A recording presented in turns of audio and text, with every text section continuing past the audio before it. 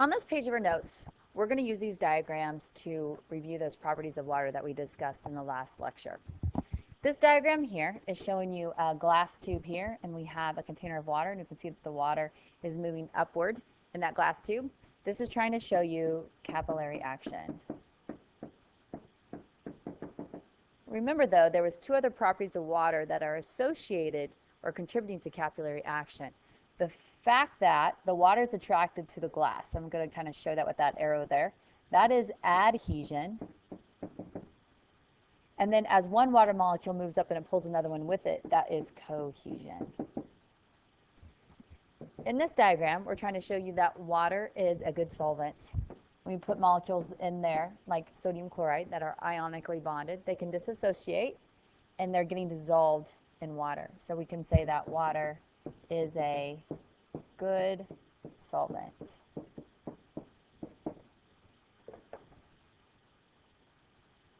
This next diagram has to do with the fact that water as a solid is less dense. When you compare these two diagrams, you can see that these water molecules here are more spread out. They're less crowded. They're less dense than what we see over here. These are more dense. So again, water is less dense as a solid, more dense as a liquid. This diagram here is attempting to show you this idea that water has high specific heat, or you could say that water has high heat capacity.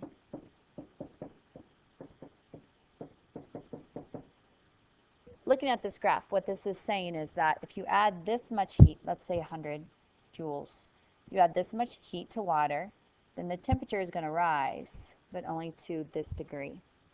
You apply that exact same amount of heat to a substance like aluminum, and we have a large temperature change in that substance. So water has high specific heat, whereas a substance like aluminum and other metals have low specific heat.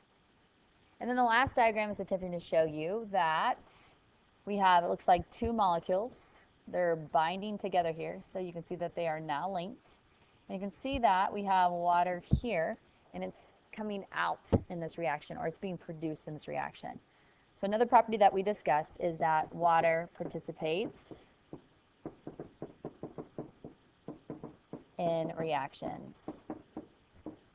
I had students answer whether they think water is a reactant or a product in this diagram. And let's look at what's going on here. So we have two molecules again joined together, and you can see that water is being formed. And anytime that we have a molecule that's being formed, it's going to be considered the product. So in this case, in this reaction, water is a product. We mentioned a reaction in which water is a reactant last class. We talked about photosynthesis. Plants need water so that they can photosynthesize. Now the first part of this unit was to talk about how atoms come together to form molecules. And then we started talking about one molecule in particular, water, and you're primarily made of water molecules. We went through the different properties of water and how those properties of water are related to life. The purpose of this lecture and the concepts in this lecture is to go through some other characteristics of molecules that make up living things. Molecules that we find in the environment can be classified as either inorganic or organic. You can tell a molecule is inorganic if it does not contain carbon and hydrogen. Here are some examples of some inorganic molecules. We have water. Notice that it's missing the carbon. CO2, it's missing hydrogen, so it's considered inorganic. This one is missing carbon atom, so it'd be inorganic. Let's take a look at HCl here. I don't want you to get confused thinking that C stands for carbon. It's actually standing for a chlorine atom. So that's another example of an inorganic molecule. It's missing carbon. In contrast, organic molecules are any molecules that do contain both carbon and hydrogen, and it must have both to be organic, not just one or the other. Here's some examples of some organic molecules. You can see that they all have carbon and hydrogen in them, so they're considered organic. Sometimes I'm going to give you the chemical formula, and you would have to tell me that that molecule is organic. Sometimes I'm going to give you the molecular structure here. As long as you see carbon and hydrogen atoms, then that means that the molecule is organic. Down below I have a practice where you can go through and tell me whether these molecules are considered organic or inorganic. We have NaCl, it's lacking carbon and hydrogen, so it's inorganic. So it would be organic, inorganic. So it has carbon and hydrogen, so it would be considered organic. Again, carbon, hydrogen, this one's organic, and this would be inorganic. One thing to note about organic and inorganic molecules is organic molecules are molecules that are produced by living things. So let's indicate that organic molecules are made by living things, or they come from living things. When we take a look at hydrochloric acid, that's something that is not made by a living organism. Water doesn't have to be made by a living organism. It can form in the air. But you're not going to get this molecule just forming on its own. It takes a living organism to bring together carbon, hydrogen, and oxygen atoms and form that molecule, and that molecule happens to be glucose. So we're talking about organic and inorganic. Organic molecules are going to be molecules that are related to or come from living things. Now there's 4 types of organic molecules that you're going to learn a lot about. Today we're going to give you an overview of them, and we're going to talk about how these big organic molecules are built in your cells and broken down in your cells. And then we're going to get into, each day we're going to talk about one of these specific 4 types of organic molecules. And the first one, we're going to even cover that today. We're going to talk about carbohydrates.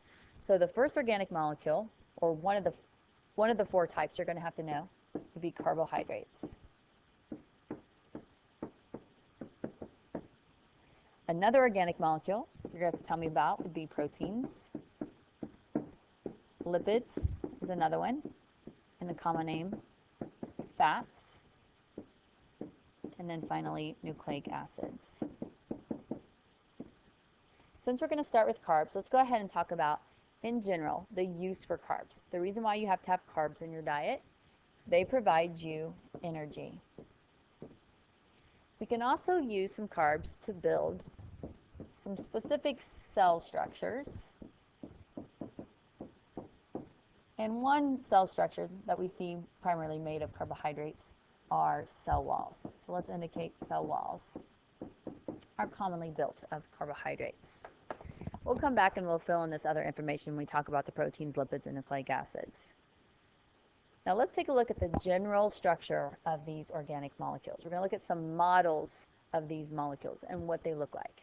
Again, models just represent in general what they look like, but our molecules do not really look exactly like we have them diagrammed here. As I'm talking about these organic molecules, sometimes I might call them macromolecules. So let me explain what I mean by macromolecules. Many organic molecules in the body are large. So we call them macro. Macro means big, just like micro means small. Sometimes I will call them macromolecules. So when I mention macromolecules, I'm just talking about large proteins, large lipids, large nucleic acids, and so on. Now, these macromolecules, these big molecules, are made by taking many small molecules and just linking them together. Like you see here, that's a small molecule. We're going to link it together with another small molecule. Now, the general term for small molecules that we use to build these larger molecules is monomer, or they're called monomers. So this molecule right here would be considered a monomer. We're going to link it together with another monomer, which you see here, to form these bigger molecules. Now, I can either call these bigger molecules macromolecules if they're really big. Sometimes I might refer to them as a polymer. And all a polymer is a molecule that is made of repeating subunits. So let me summarize. Monomers can come together to form polymers. Really large polymers are called macromolecules. Now, this coming together of these monomers has a name. What's being diagrammed for you up there is actually called dehydration synthesis. So let's break down this process, this name, dehydration synthesis. If something is being synthesized, that means it's being made. And what is being made is a big molecule, a polymer or a macromolecule. So the process of dehydration synthesis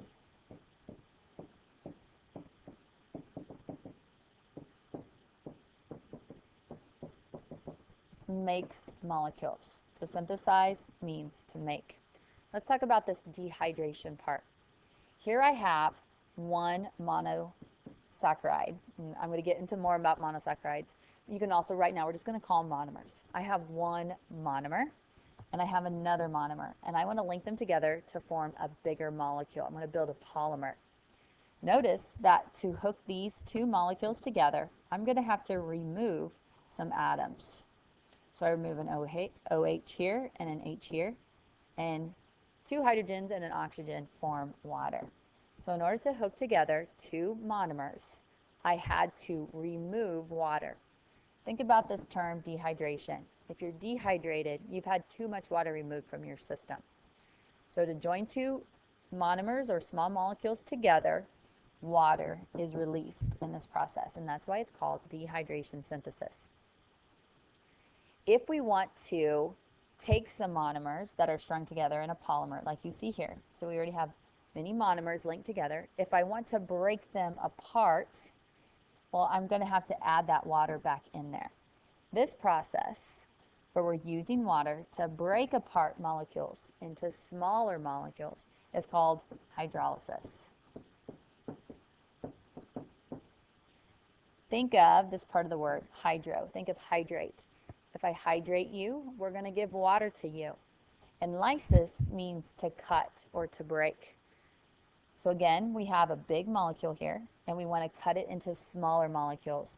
We're going to have to add water to do that, and you can see now how I've broken that big molecule into its smaller molecules, or I removed one of the monomers. Speaking of monomers, each type of organic molecule has its own monomer. For example, if this molecule right here, if this was a carbohydrate,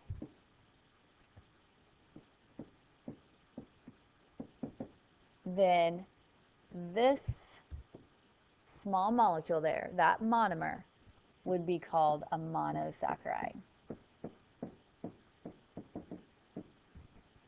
The monomers of carbohydrates are called monosaccharides. Let's indicate the organic molecule. Carbohydrates are big, or can be big molecules, and they're made of smaller molecules that are linked together, and those smaller molecules, those monomers, are called monosaccharides.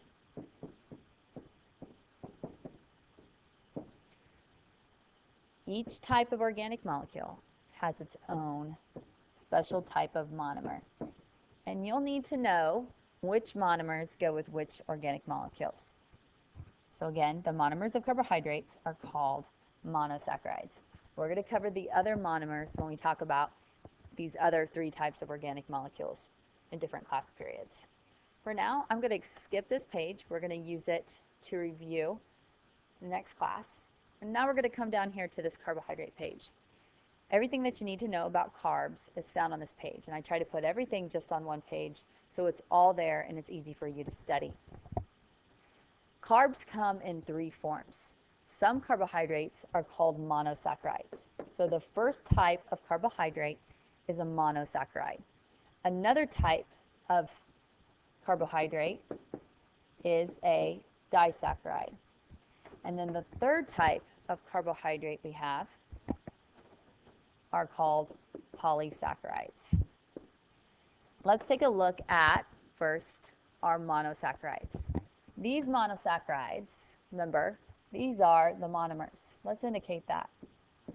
So these are monomers, because we just said that the monomers of carbohydrates are monosaccharides. This means we can take monosaccharides, they're pretty small molecules, and we're going to link them together to form bigger molecules, bigger carbohydrates. There are many monosaccharides. I'm going to ask that you know 3 of them. The 3 monosaccharides I need you to know are, first, glucose. And not only do you need to be able to tell me that glucose is a monosaccharide, you need to tell me some additional information about it. You probably already know a little bit about photosynthesis, and you know that glucose is the sugar that plants make through the process of photosynthesis. So that's a good piece of information to remember about glucose. Now I'm going to just cross through this for now because I don't need to get into making ATP. I think it's going to be a little confusing at this point.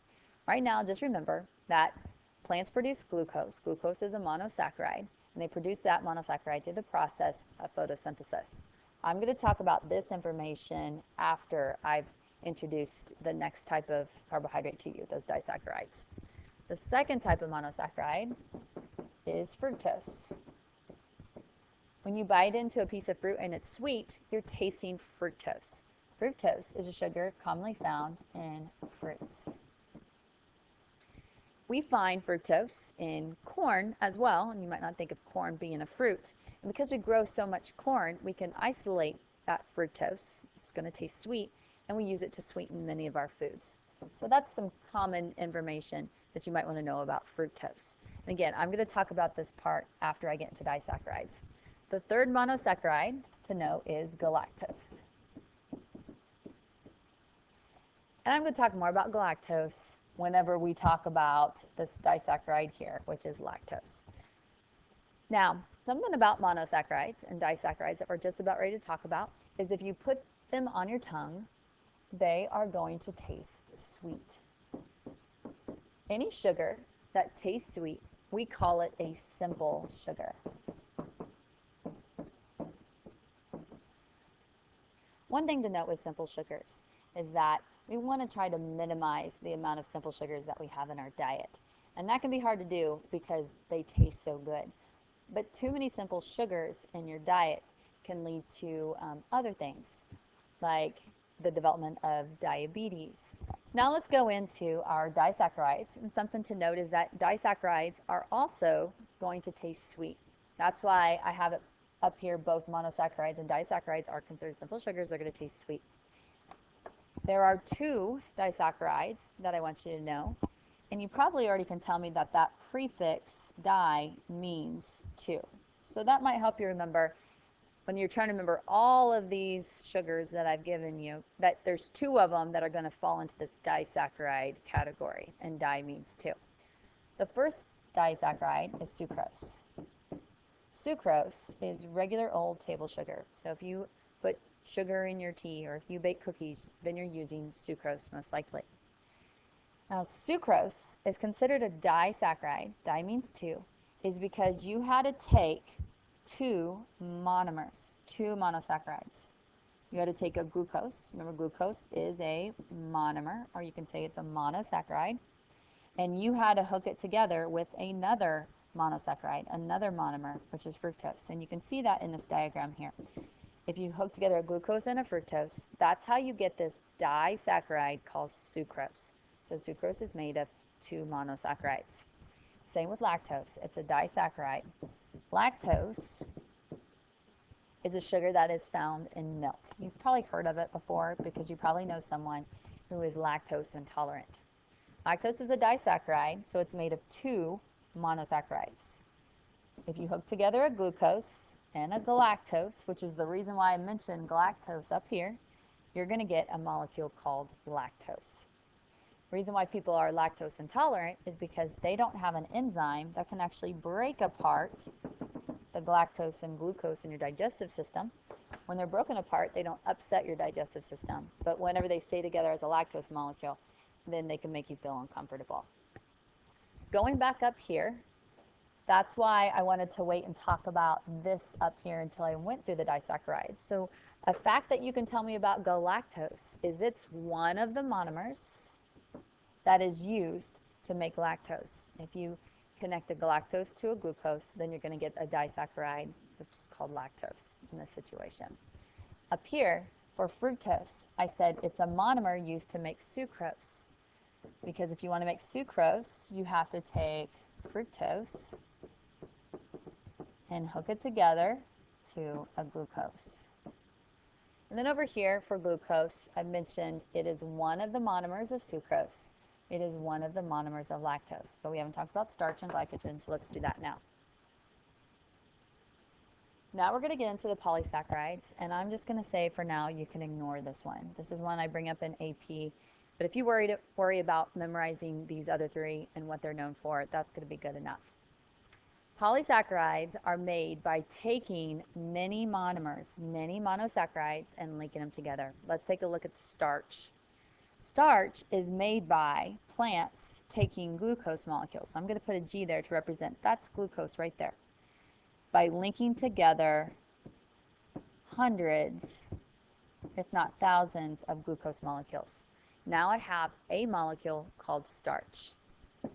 Starch is a polysaccharide, and poly means many. I have to link together many monosaccharides, many monomers, to make a starch molecule, which is a polysaccharide. You need to know that starch is a molecule that plants use to store their energy. It is stored energy, or a stored energy source for plants. Remember we said that plants do photosynthesis when there's light and CO2 and water, and they're making glucose. All day long, they're making lots and lots of glucose molecules. They do not need those glucose molecules immediately for energy, so they're going to store them. They're going to store them for cloudy days and nighttime. They're going to take those glucose molecules and they're going to join them together to make a molecule of starch. I like to think of it as when the plant makes a lot of glucose, the glucose is everywhere. And if the plant is like me, very type A, likes to keep things neat, they're going to then join all those glucoses together and store them all together. That's a little more neat and packaged up than just having glucoses everywhere. So starch is how plants store their energy, their excess glucose molecules. In animals, it's a different molecule. It's called glycogen. Glycogen is a stored energy source for animals. Whenever you eat food, carbohydrates, you'll break them down into sugars, simple sugars like glucose. So you will have a bunch of excess glucose after you eat in your system. Your cells do not need all of that glucose right at once. So you're going to store those glucose molecules to be used later on the day when it's been 3 hours, 4 hours after you have eaten. You link together your extra glucose molecules into a molecule of glycogen. Plants link their excess glucose molecules into a molecule, and then they link them together in a different way, so it forms a starch molecule. Now let's go down to this last one down here, and I want to indicate that you need to know these two are associated with plants. Remember we said that plants are making lots of glucose during the day when they're doing photosynthesis. They can string a bunch of it together and store it for later use, but there still is extra glucose. They can use these extra glucose molecules to build cell structures, like cell walls. And the molecule that they use to build their cell walls is called cellulose. Again, plants are going to take their excess glucose and they're going to link it together. But they're going to link it together in a different way, and that makes a molecule called cellulose. And cellulose is used to build plant cell walls.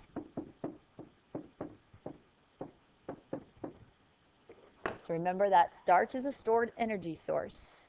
Cellulose is a polysaccharide that provides support and protection to plant cells. Cellulose forms their cell walls.